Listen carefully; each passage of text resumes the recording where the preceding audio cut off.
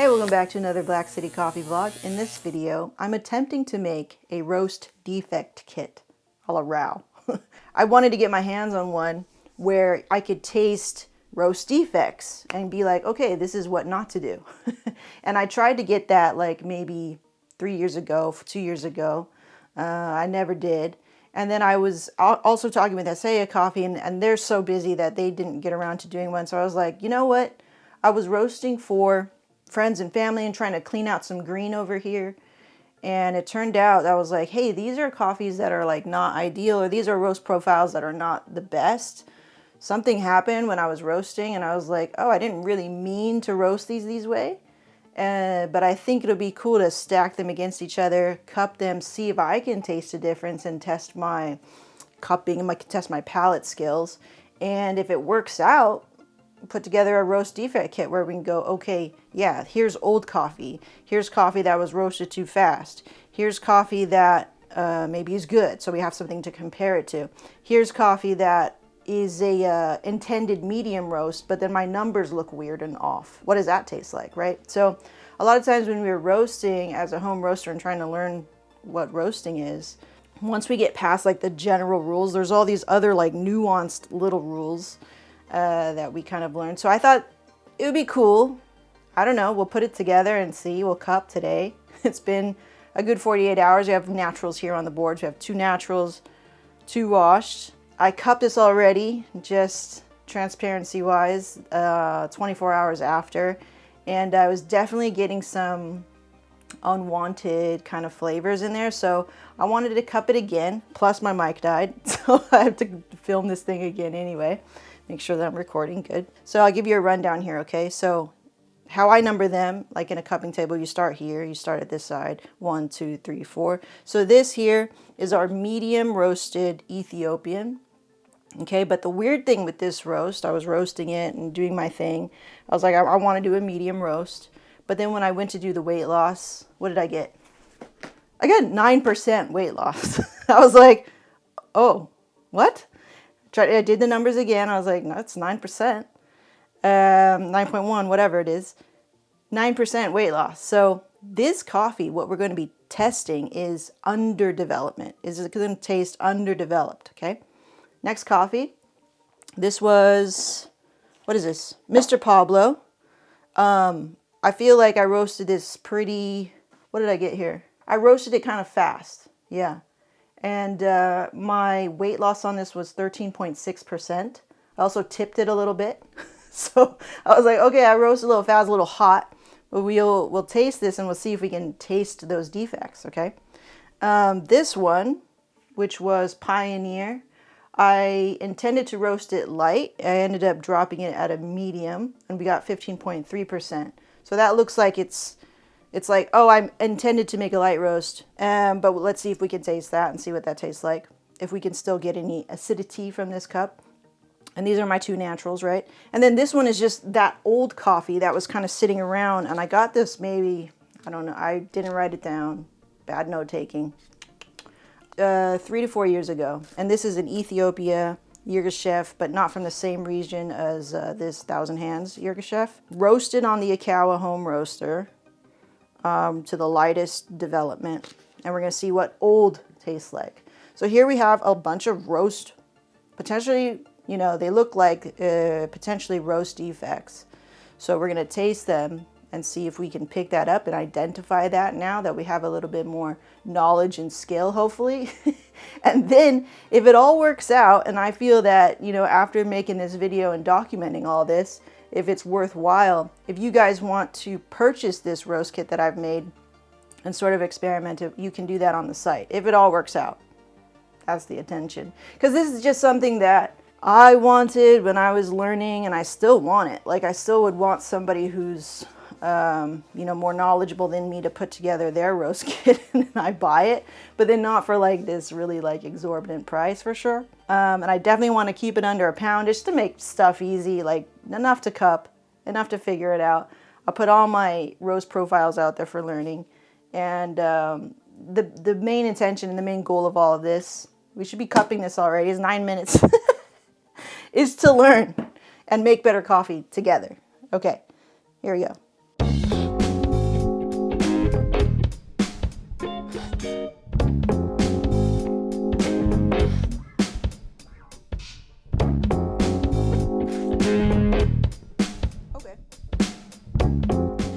The flavors are good.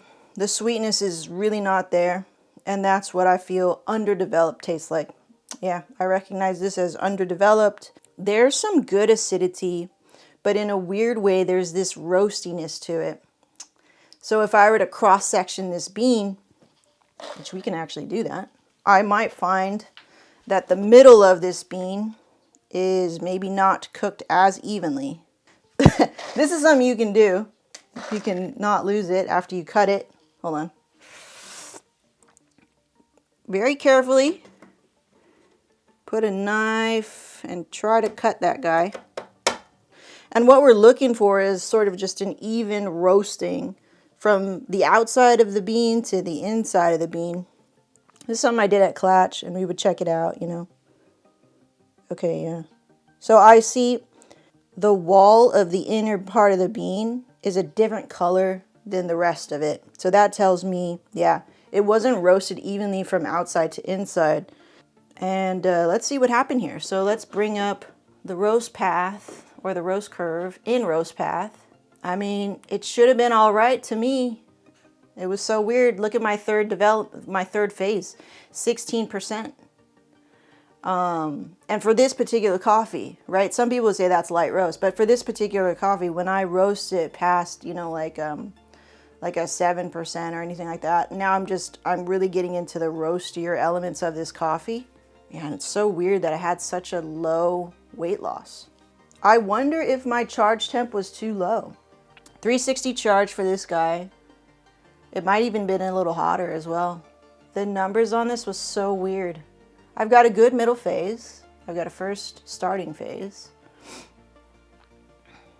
First crack, 3. It looks textbook, doesn't it? It looks fine. 389 is the final drop temp. There's this like green bell pepper vegetal flavor. You know, I wish I had somebody else in here to help and cup with me and everything, but there's this green vegetal flavor, and that to me is kind of signifies underdeveloped. Okay, so that was that one. These coffees have had plenty of time to rest.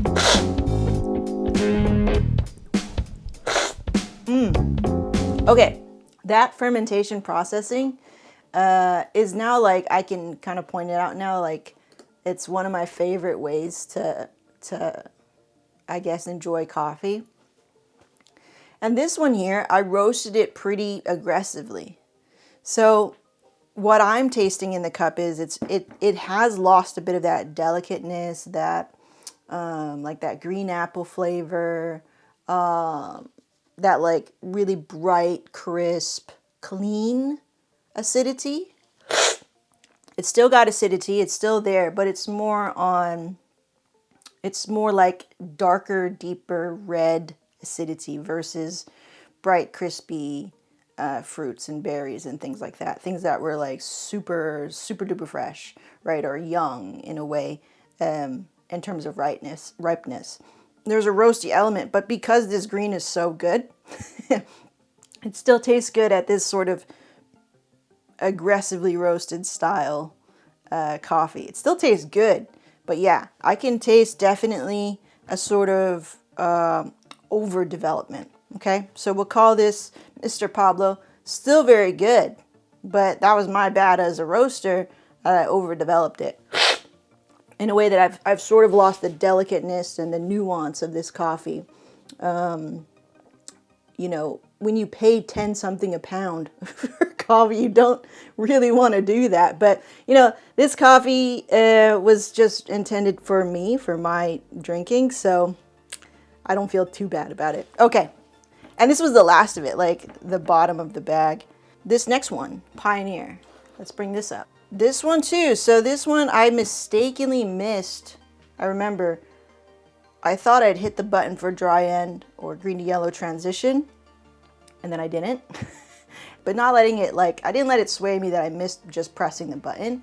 I think I still was able to increase the air and lower the heat, but the numbers look kind of wacky here. Okay, so kind of don't mind that middle phase, but I'm cupping it. It tastes really good. However, I intended to roast this light. But when I did my numbers, it ended up being a 15.3%, like I said, so it became like a medium. It's not bad as a medium, but that wasn't my intention. And that was just a lesson for me as a roaster. Like, I don't know, I just wasn't paying attention or something like that. This, in my defense, I was also sample roasting at the same time for the first time. So I was probably distracted. Still got great acidity in there. It's more of a milk chocolate than a dark chocolate. Whereas this, you can taste a sort of roastier dark chocolate. When it starts to get roasty, when it starts to move over to like a more roastier profile, you can taste that.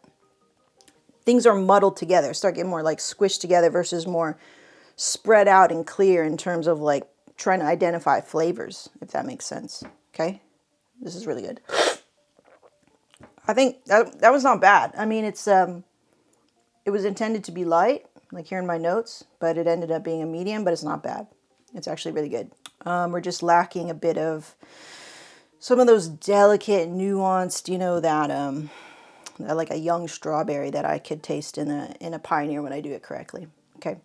And now for the last one, you put the nastiest one at the end. Okay. That's just like a cupping, like unsaid rule. When you're cupping, like just put the nastiest one at the end, what you think is the nastiest one, or the most unfavorable. It's not nasty. That was kind of nasty. Okay, so this one's supposed to be old coffee. Now, I think this is really good in terms of learning, if anything. If we don't, you know, put these out on the board for sale or whatever, just to have this and to understand what old tastes like. That way, if you taste that in your roast, you go, uh-oh, I need to do something.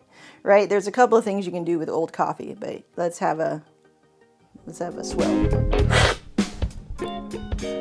Yeah. So just hollow,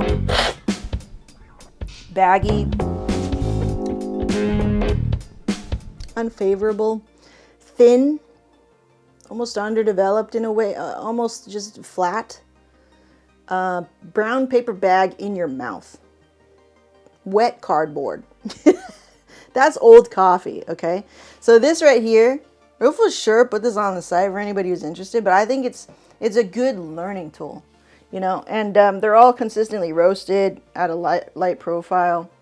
You can see the development of this coffee. It looks great. It looks good. But when you taste it, it's old, all right?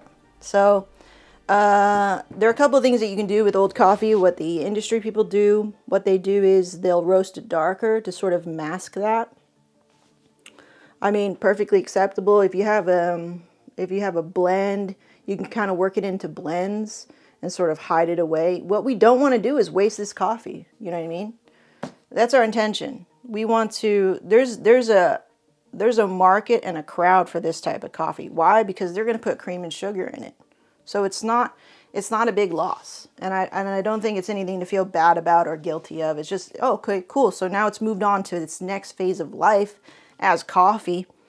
And we can still rework this, and there's still somebody who wants it. You know, it's not like this is like, even though, yeah, we put at the end and talked a lot of smack about it, but there's still other things you can do with this type of coffee when you want it, when you don't want to waste it, you know, when you have old coffee in your stock. And you can do that before even roasting. You go, because you've been taking good notes, right? So you say, this coffee came in, not like me, this coffee came in 3 years ago. We know it's old, so we're working it into blends that are dark roasted, and it could help fill that volume. It still add, you know, value to these customers who are wanting to put cream and sugar in their coffee anyway. So we're still taking advantage. We're still using this coffee. We're not saying that this coffee is utterly useless or anything like that. Okay. So I don't want you to think badly about old coffee. There's other ways you can use it.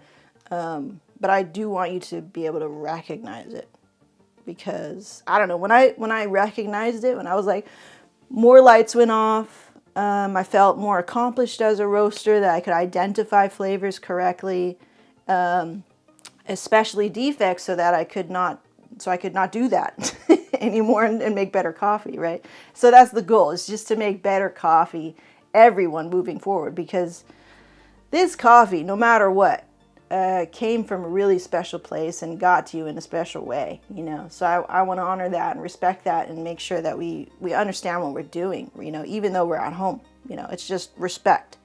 yeah, I'll try to put together like a little roast kit. I want to keep it under a pound. That way it's easy for me. And kind of like respect my own effort, I guess, putting it together. And hopefully it helps you become a better roaster. That's really just the intention. If you're interested in it, I don't know, I'm maybe not gonna make too many of them. Obviously, I don't have a lot of stuff here, but yeah, we'll see. We'll put it out there for you home roasters that are interested in it. Anyway, hope it was helpful. We'll see you in the next one. Bye.